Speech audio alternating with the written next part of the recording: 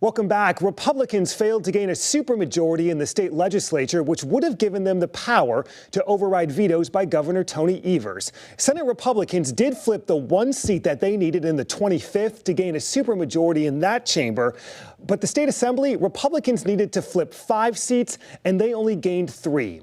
Assembly Minority Leader Greta Neubauer now on Democrats' efforts and what's next. Let's start with the supermajority. How did Democrats stop Republicans from getting a supermajority in the assembly? What kind of work went into that? As soon as we received these new hyper gerrymandered maps from the state Supreme Court in April, we got to work.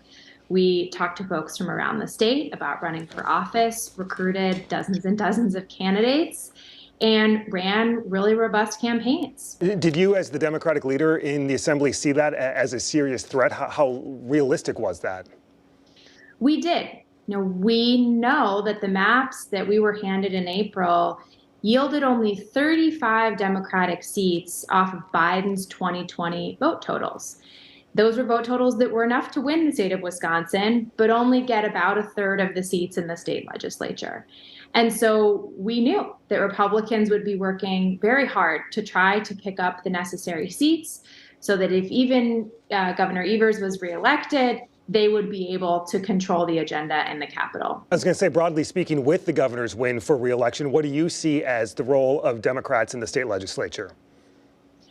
We always do everything we can to find ways to move forward policy that is in the best interest of Wisconsinites.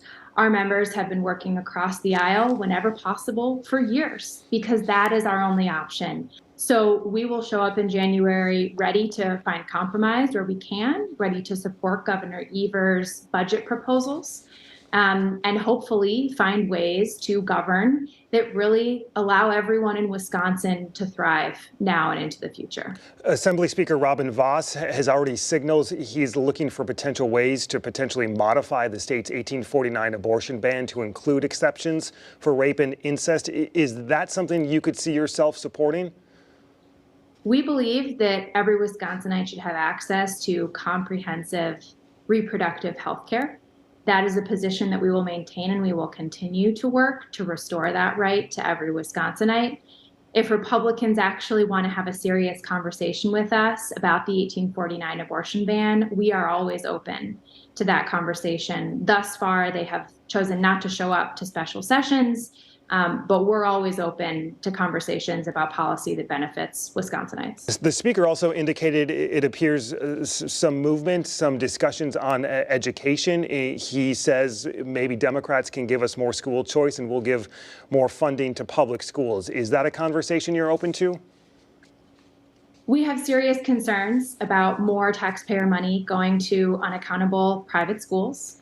Again, we always are open to talking with our colleagues from the other side of the aisle about potential solutions that benefit Wisconsinites.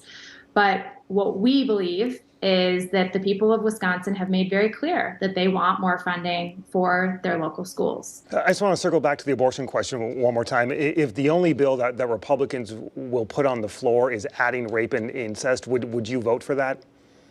It's hard to say right now. We have not discussed this as a caucus, and we, of course, need to look at the landscape and see what's possible in Wisconsin and consider our options if that bill were to come forward. Up next, an election night tradition.